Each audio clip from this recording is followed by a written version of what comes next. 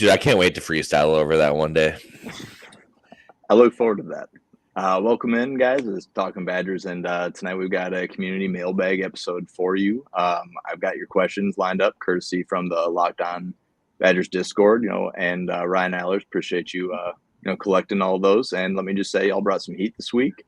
We're gonna cover a little bit of everything, state of the program, some of those deeper long-term questions that you guys have been asking. So buckle up, see what it turns into. Ryan, first question going to be for you from just says Annan here. What was the conversation like between Longo and Luke Fickell that got them to this point? Here to please, Luke Fickell doesn't sound like the acronym team environment. Yeah, I mean, unless Phil Longo or Luke Fickell's interviewing to work at a Chick-fil-A, I'm not entirely sure what we're doing for someone's pleasure here. Like usually that's when you get a chicken sandwich or, a nice wrap and they say, "Oh, it's my pleasure."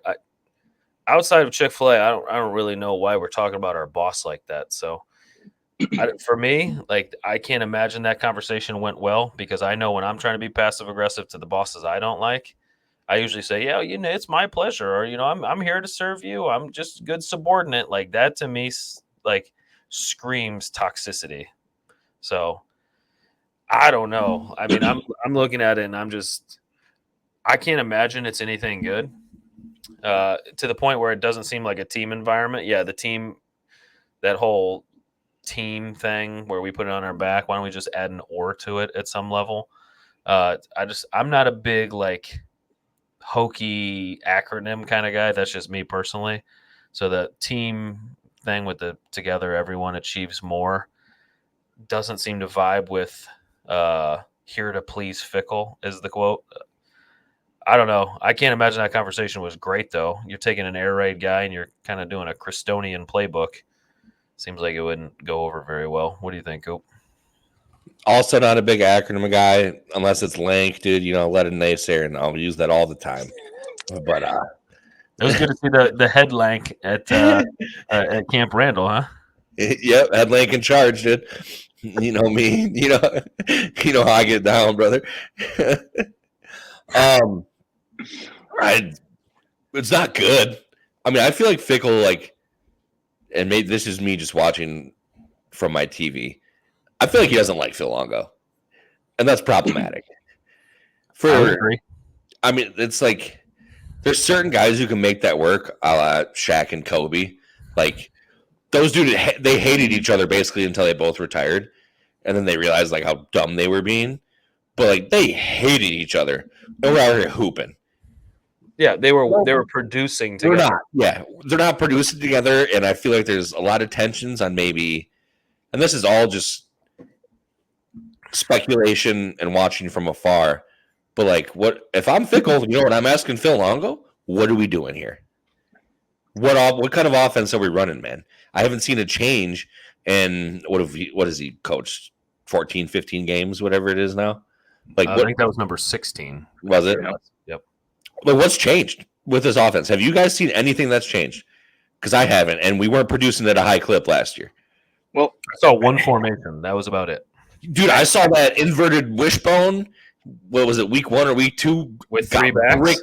I got all jazzed up like Ryan does the fucking 6th graders. Hey, whoa. I haven't seen it since, dude. Yeah, only when they're in pads. It's interesting, right? Like obviously Phil Longo, if you look at his passing and running splits for his career, are damn near 50-50. Like he wants to spread people out and get athletes ball in space. Well, like we haven't really seen that part. Like we haven't seen the things that that Phil Longo has claimed are the staples of his offense. Instead, we're spreading people out and running the football like that. That's it. And I don't know. Obviously, like Hoop said, all we can sit here is speculate on it. But I think there very clearly has to be some amount of turmoil. Like, year 1 did not go the way it was supposed to. I think that they very clearly have had conversations since. Luke Fickell has, I think that he has got his thumb on this offense a little bit just in terms of what he wants to see done with the football. And let's be honest, neither one of the approaches have worked like last year's or this year's. to piggyback off Coop's point about Shaq and Kobe, either one of those guys was averaging more points than a Phil Longo offense. So yeah, take your pick. Take your pick. So I'm gonna be straight with you. I don't know where the blame. I mean, the blame ultimately is going to fall on the head coach. But I don't think Phil Longo's the guy, not for Wisconsin. So no, yeah, I think there's I know it's early, and I might end up looking dumb for saying this, but I do not think that he's a good fit for what they're trying to do here, and I'm in agreement that it just doesn't seem like the two are jiving. No, like I hope we're all wrong, but doesn't look like it. Yeah, it certainly doesn't look like it, which leads me to the question. Luke Fickell's been in the college game for how long? Like a hot minute. Yeah, Longo's been here also a while. Like it's one of those, like, it's like the inverted meme of like, I wasn't familiar with your. Are you not familiar with his game? Like this idea of like spread it all out, huck it all over the yard, try to run it with running backs. Like, I guess why is his finger on it? You know what I mean? Like when you're talking about it, it seems like, because that seems very Paul Chris, Bobby Ingram, like where it's like, hey, you can run your offense as long as I get the final say. I mean, that doesn't seem conducive to like a healthy relationship, or B, a successful offense. At a certain level too, you're pressing because you're not getting results. Like, you're tied to him, you're paying him, and hey, guess what? You didn't get the job done. And so now you feel like you got to insert yourself. But either way, it's not a recipe for success. Do you think he makes it through the season? Yeah, I definitely do. There's no way. There's no way they would. Well, I guess I shouldn't say there's no way. We're in a new era. I don't think there's any way theoretically that he would go, because Wisconsin is not that type of program where it's like, no, they're going to do that. So I think literally they could not score for 4 weeks and just get goose egged, and he'd probably still keep his job to the end of the year. I mean, winning fixes everything, and I don't think we're going to do enough of it, to repair this relationship, at least here in 2024. Well, and then too, like, I know we want to move on to the next question, but like we could be asking some of the same questions about Tressel. I've got them. They're not in today's mailbag, but I've got them myself. Next question's coming to us from Chris. Coop, what can we realistically expect from Locke moving forward, and the new season expectations because of who he is as a quarterback? What can we expect to see a backup quarterback? Our expectation, like, if we get 5 wins, I'm not going to be stoked, but I'm like, you know what? We made a little something out of nothing. That means we probably beat Purdue, Rutgers, and Northwestern or Minnesota. Like, at this point, just beat Minnesota. That's all I care about. And as far as Braedyn Locke, like, I don't expect him to come here and light the world up. Like, just do what you do. Don't make mistakes. Show me like you did last year, where I think, hey, maybe this guy's got a little something in him. If we can coach him up, develop him over the offseason. So, like, that's just what I want to see out of Locke. Like, show me some improvement, show me some development, and that also comes with coaching too. And then expectations, 5 wins, maybe back into a bowl game, but just beat Minnesota. Yeah, that's a good point. Like, we're definitely gonna have to make sure that APR score is where it needs to be. I think a lot of it is like, it's a 2-part question. So what are we realistically expecting from Locke moving forward? I think a whole lot of what we saw last year. It doesn't seem, now granted it was Alabama, but we saw a lot of the same issues against Alabama that you saw against lesser teams. They're just exacerbated by better athletes.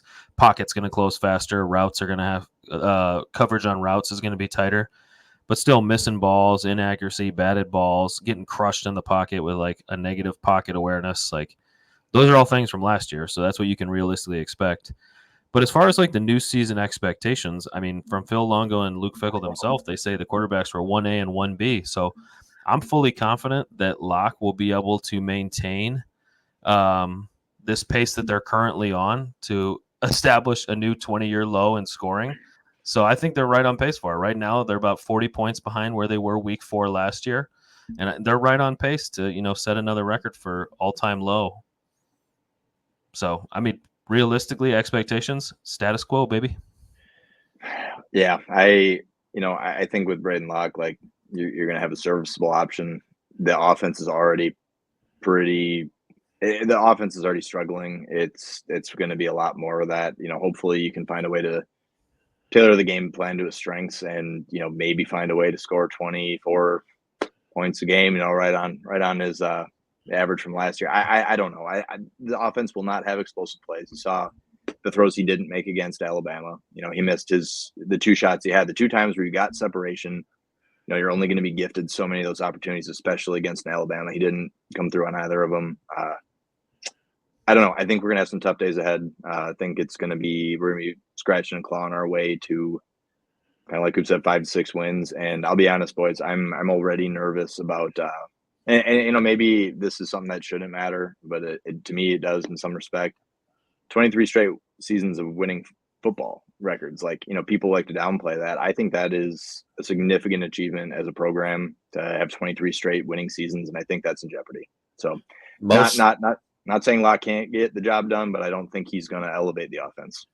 Yeah, it's the longest active streak. I think they brought it up during the broadcast. Longest active streak in the FCS right now. So. I hate when people point to that and act like that's some declaration of mediocrity. Hey, good for you guys. You never did what I don't care. That's a significant. When you do it for that long, it means something. It absolutely does, and so I'm nervous about. I think that's in jeopardy. I really do. I will say, sorry. If the basketball team starts giving me the same vibes a couple weeks into the season as the football team's giving me, I'm gonna need to be put on a watch list or something. I can't do this with 2 sports, dude. Well, let's hit pause on that, Coop, because we got a question that'll parlay into that pretty well coming up later in the show from Badger and Bournemouth. So let's table that one. Next question coming to us from Robert. Where is Nate White? There's a few parts to this, so let's dissect the first one. Nate White is on the bench because he is not good enough at playing running back, so he was moved to receiver, where he is also not good enough. Does anyone have anything they want to expand on there? Nope. I mean, he is nice on College Football 25. Sometimes I play with the Badgers. He gets popped in there. Hey, decent in the game. 100%. Him and Jackson Aker are my 1-2 punch in my dynasty right now. He's an electric player on there, big part of my offensive game plan, just not in real life. Moving on to the next part of the question. So the next part is, you guys want to keep talking about how the 2023 recruiting class is Fickell's. This is kind of expanding on Nate White a little bit here. Said I don't think this would be a guy that he would recruit. I'm in agreement with you there. And so what I would like to just say to that is when Luke Fickell came here, obviously Wisconsin was kind of in a really tough spot. Paul Christ was fired mid-season. It was turned over to Jim Leonard, who a lot of people expected to become the head coach. But that makes it really tough sell as, to recruits because you don't have that stability yet. Jim didn't shed that interim tag. And so there were only 8 players committed when Luke Fickell took over. He did a lot to salvage that class, bringing in Mari Snowden, Christian Allegro, Braden Moore. He brought in some pieces that at the time looked like big wins. Now to maybe more so address, this doesn't look like a guy that Luke Fickell recruit. You're obviously under no obligation to keep the holdovers, that were committed under the previous regime. But I understand why you would take a chance on seeing what you have in a Nate White, because he really does have some explosive ability, but he's 180 pounds. You're not out anything, especially in a transfer portal era, in my opinion, to take a stab at seeing what you have with the kid. In a lot of Luke Fickell's offenses at Cincinnati kind of had those one-cut running backs. And I think he fit that mold on paper. Just wasn't not at Wisconsin's level. So to me, I agree with you. That's not necessarily a guy I think he would have handpicked on his own, but I don't think you're out anything, and giving him a shot. And I definitely don't think he has a long-term future at Wisconsin. There's another part of the question, but I want to turn it over to you guys here. I would have went full Deion Sanders and been like, hey, I'm bringing some luggage with me, and it's Louis, brother. You better hit the portal. Yeah, I agree. I mean, probably a great kid, but that just doesn't. You could be a good kid, but not a good football player. I mean, we didn't have any problem turning away Corey Smith or Donovan Harbor or other kids from that. I think they were both 23 class. But we didn't have a problem turning away those in-state players. I don't know why. I get what you're talking about taking a flyer, but at this point, I mean, I would take 9 flyers on quarterbacks just to see if one of the 9 can hit.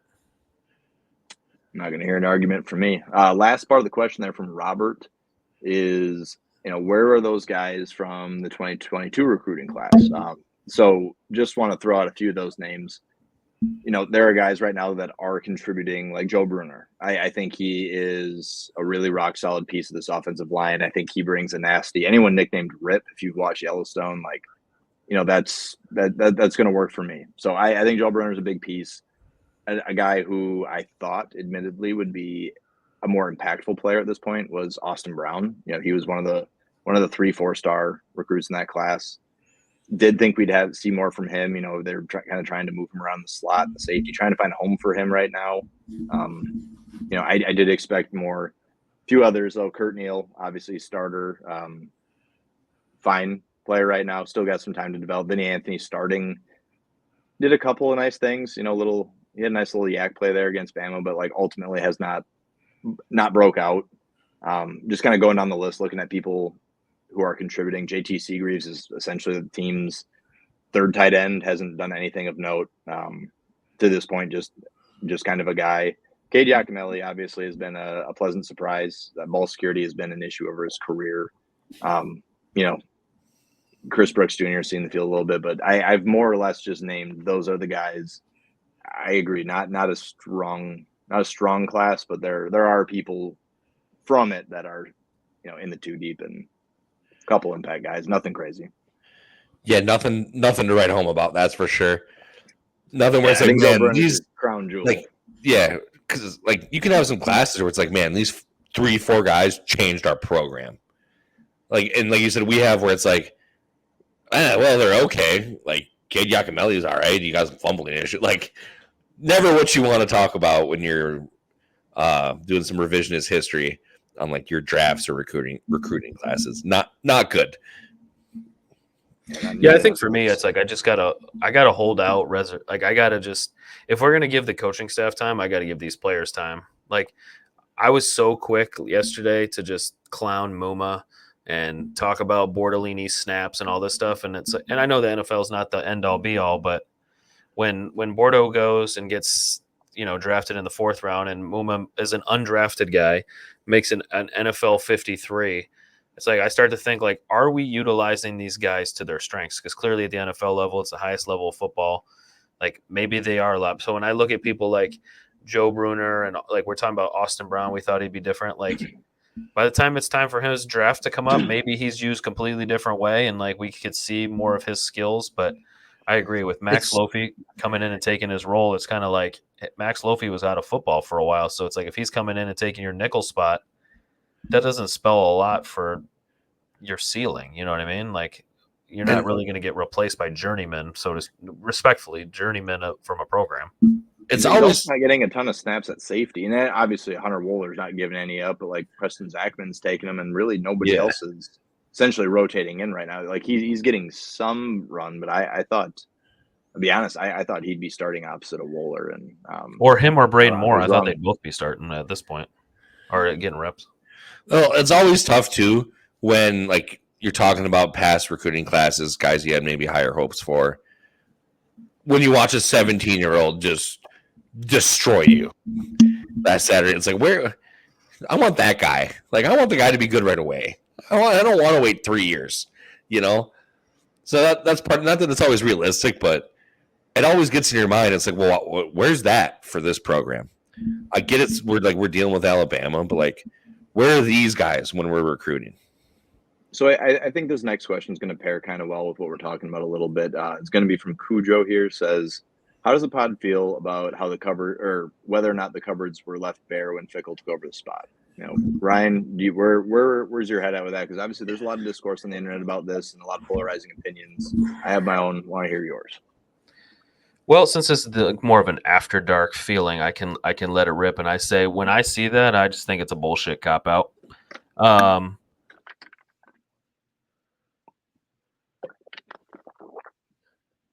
can't hear you. Can you hear me now? I pressed the mute button. See, even my microphone didn't want to hear this hot Boys, ass. once again, season 2 still killing it in the technology game. Hey, this mic did not want to hear this hot ass fire take. It's giving you a second chance. Yeah, I don't know how much you heard there though, but I think it's just an absolute cop out. It's just a bunch of bullshit. I think, was Paul Chris great at the end? No. Was his recruiting class? No. Great at the end? No. There's so much blame game running around. It drives me fucking nuts, and I'm at my wit's end with it. Like, you can be set back a little bit by the previous guy and still have enough nuts and guts to understand, like, this is your roster, whether you like it or not. We're not talking about game 3 of season 1 where it's like, damn, I'm trying to elevate someone else's players. Brother, you've had 2 classes, and then to Robert's question before when he was asking about the 23 class, like, I consider that Fickell's class. Like, I know it was a short class when he got here, but half of that class is people that are not half. There was 3 or 4 players from that class that he moved over here that he was recruiting to Cincinnati. So it's not like he didn't have relationships with these guys. And it's like, if we're not going to consider Tretch and Kristen Allegro and Tucker Ashcraft, like those are 23 class. So we're either going to count them for Fickell or we're not. But why, if this cupboard was left so bare, why is Hunter Wooler still the best player on the team? One of the best players? Why is Rico Hallman still one of the best players on the team?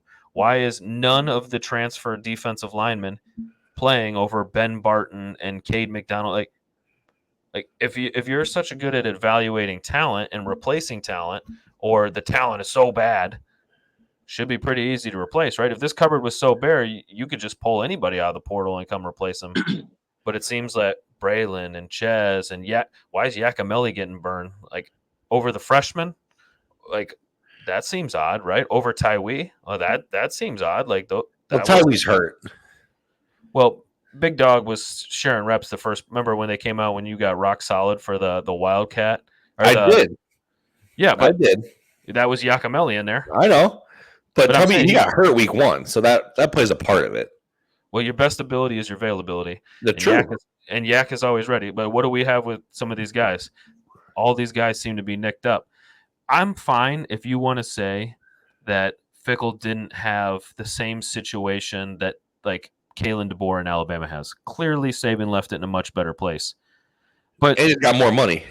And they got more money. But this idea that, like, Fickell's the only person that's ever, like, spoiler alert, every guy that gets fired from his previous job probably didn't leave it in great shape. So it's apples to apples. So when you see Kurt Signetti at Indiana, I understand it's the first 3 games, but you went out to UCLA in a conference game and beat their ass on their field.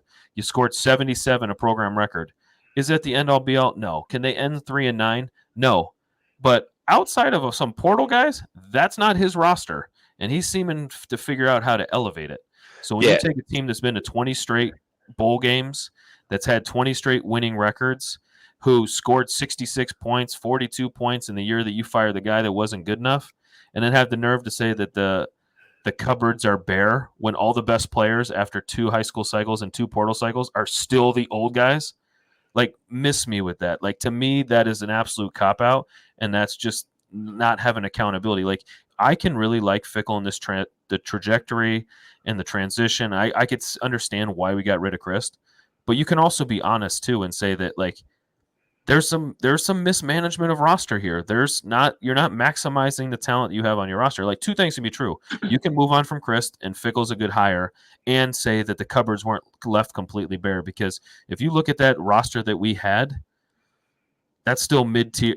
Before Fickell got here, that's still a middle of the road Big Ten roster. And since he's been here, it's still a middle of the road Big Ten roster. It's not like you're rebuilding Indiana or rebuilding Purdue or some of the I'm not to throw shade at those, but whoever you proverbial think is the 15, 16, 17, 18 in the Big Ten, he didn't have that roster. So miss me with that. The cupboard was bare, brother. I just don't know if we went and bought groceries. But I can't even get on board. You know what I'm saying? Like, I just don't know if we replay. Like, we tried, but like Dylan had talked about, I think on our previous episode, like, we missed on some guys in the portal who we thought were going to be big, like, impact guys. When you're doing that. I mean, in one, maybe like you said, maybe that's on the coaches, like evaluations. But when you're missing on guys who you think are going to have big impact on the team, it's tough. Yeah, but let me ask you this then in a different way. So last year we went 7-6. Yeah. Correct. How many guys from this current team that were on last team combined with the three NFL draft picks, Braylon, Tanner, Borderline. or was it 2 and then Muma? Yeah, and then If you want to count Garendo. Well, no, Grendo. Fickell didn't have it. I'm looking inside the 23.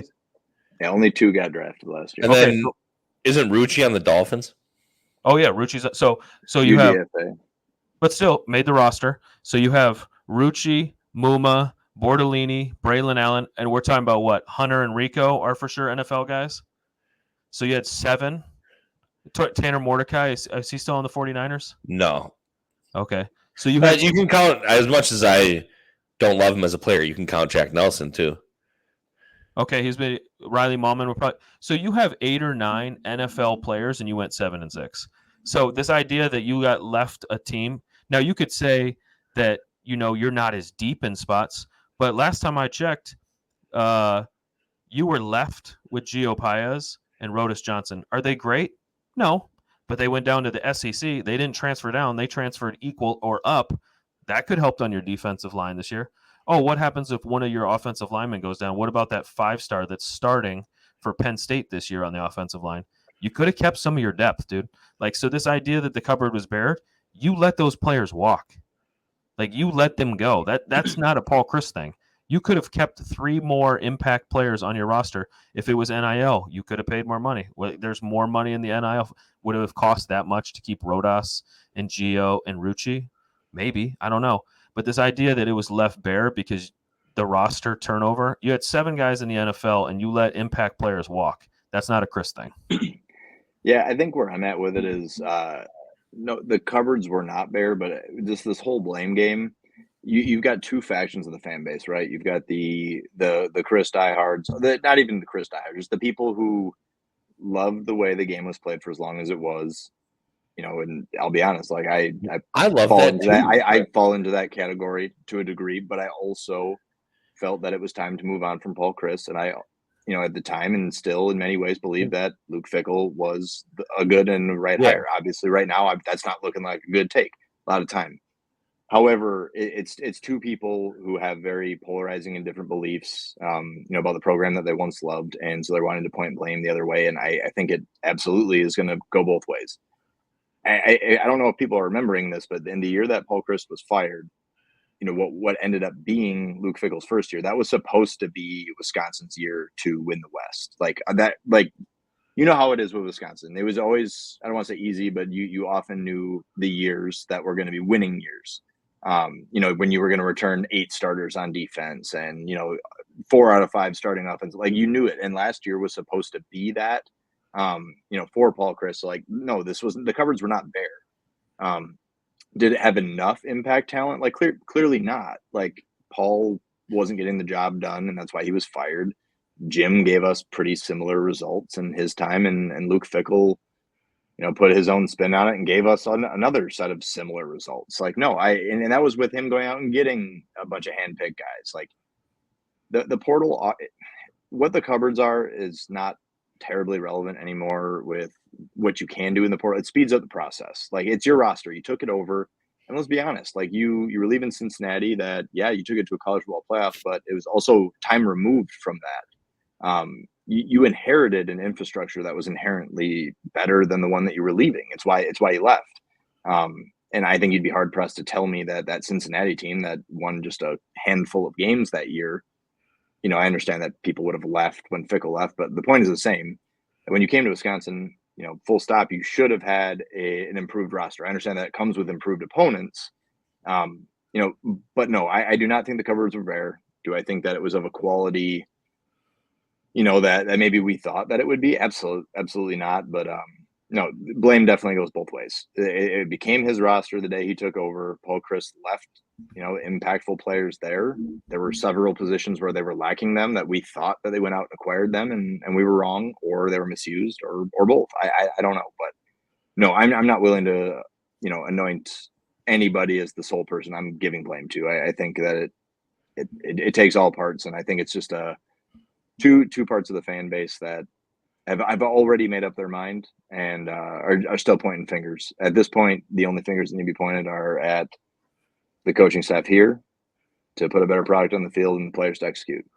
They're not the ones fumbling the football, turning it over. Like there's a lot of layers to this, and blame does not go to just one person, at least in my eyes. And to that end, like a lot of times, this is something I preach to the kids I coach. I preach it to my own kids that I'm raising. Is something may not be your fault, but it is your problem. And like that roster may not be your fault, but it's your problem, and you need to fix it. You might not have, recruited the players that you are, but if you are the coach that you say you are, you elevate the talent you have. Nobody, like we were talking about on a previous show, and maybe even earlier on this one, no one was expecting him to go to the national title this year, but to be improved from year over year. Bro, we're going the opposite direction. To me, that's not growth. That's not development. And that's kind of what it gets back to is you can't have, and I don't know who's doing the blame, but it's like you see it a lot in the Twitter streets.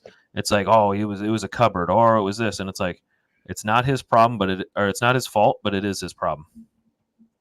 It absolutely is. Yeah. I think that's perfectly said.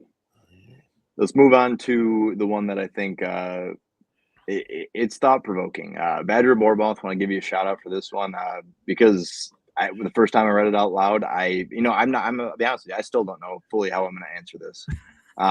So I'm going to start with you, Coop. Who's going to be here longer, Luke Fickell or Greg Gard? I gotta go with my boy Greg Gard, dude. The silent assassin. I'm too deep. No Diddy. Like I gotta go with Greg Gard, dog. And football, dude, it's a whole. We talked about this during basketball season.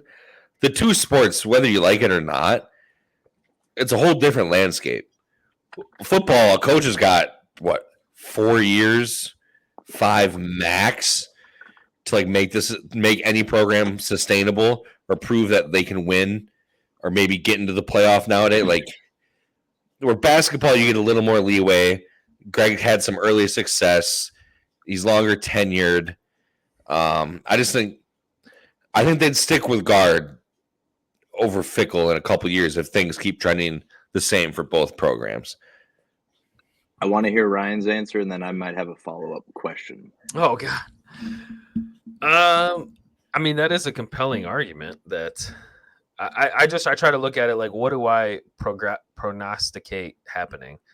I feel that Mac is so tied to Fickell that even if there was hey, we should move on, he's still going to get grace because ultimately that's not very many ADs get to hire a second coach, and if they do, they're on watch alert. But when I think about Gard, it's like I would love this question if I saw a month of basketball, because I think a lot of this ties back to, do they make the tournament?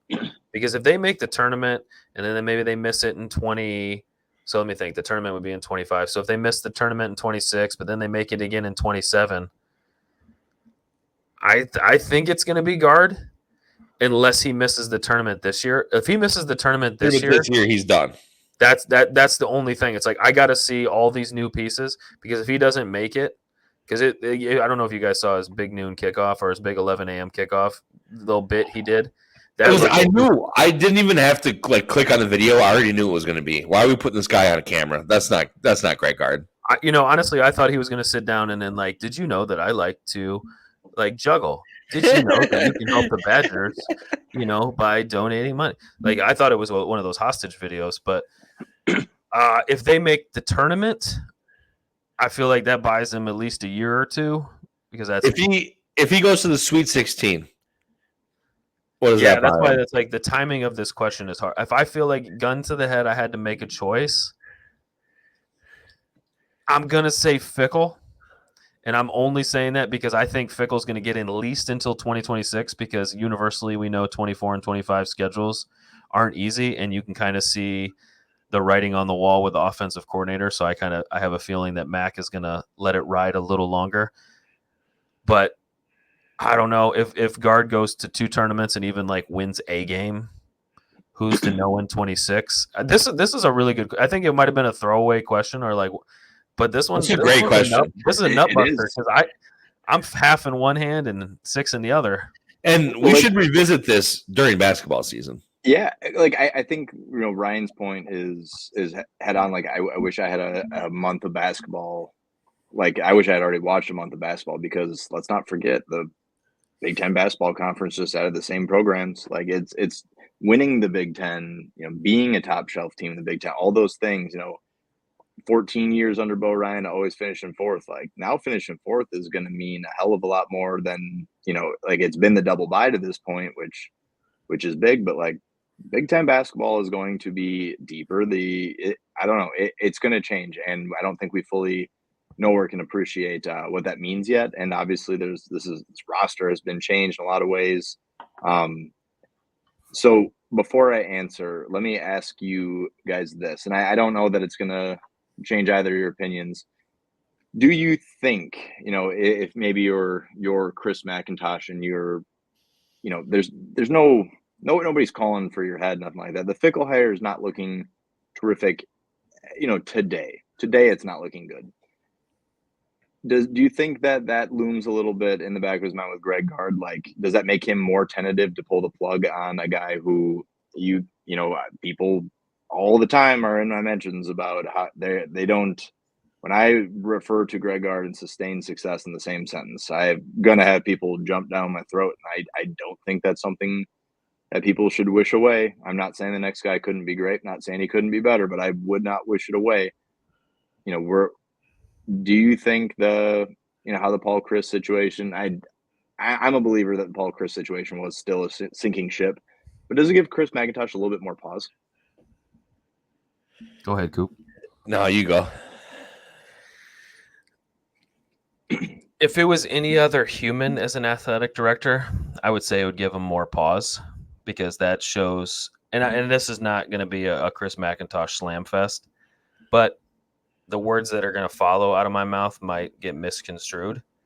If this was any other human that wasn't a football player that played at the highest level, I could see them maybe second guessing their decisions. But when you're a premium athlete, like Chris McIntosh played, he got drafted by the Seahawks, I think. I'm pretty sure he played a little bit. Like he's a 1%er. So when he looks at his decisions, you have to imagine there's a little bit of ego built into it. Like, hey, I made the right. He just needs more time. So I feel like it's going to be more ego driven than anything. And I think the thing that will make him not necessarily think about the guard situation is he absolutely nailed it with Mike Hastings. So it's like he's also looking at like, Fickell's off to a rough start, but football's hard. He knows all the insides of football, how hard it is to get a team. 115 guys right now, 105 soon, the NIL world. I think he has a lot more grace with that and understanding of where it's at than necessarily the fans would. So I think he wouldn't necessarily hold up to make that decision because he could look at it like, I know what's best. So I think it's a really ego driven, but not necessarily because he's an egomaniac, but just because he's a 1%er. And those people have that alpha mindset where every decision they make is the best one they've made. Yeah, that can kill your program, though. Well, 100%. But how many programs have we seen do that? Like, that's not. I'm just saying it's not unique. I'm not saying he would make the right decision. I'm just saying I don't know if he would necessarily have pause and then second guess a decision he's made when the other ones have kind of turned out okay. Yeah, I mean, I feel like the big it's results based. Like, if say Greg Gard goes to the Sweet 16 and the football team wins 4 or 5 games this year, like the athletic program can be like, hey, we made the Sweet 16.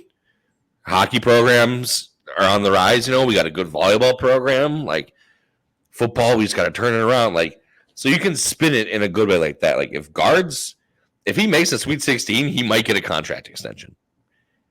Just like maybe whether it's a year, or they give him more money up front, but it's not really, how the goofy contracts can work. But like if this basketball team does anything, that's where like McIntosh can hang his hat and be like, hey, look, we were right to keep this guy. I stuck with him. Exactly. I knew he had it in him. Exactly. And he wanted me to get rid of him, but I knew better.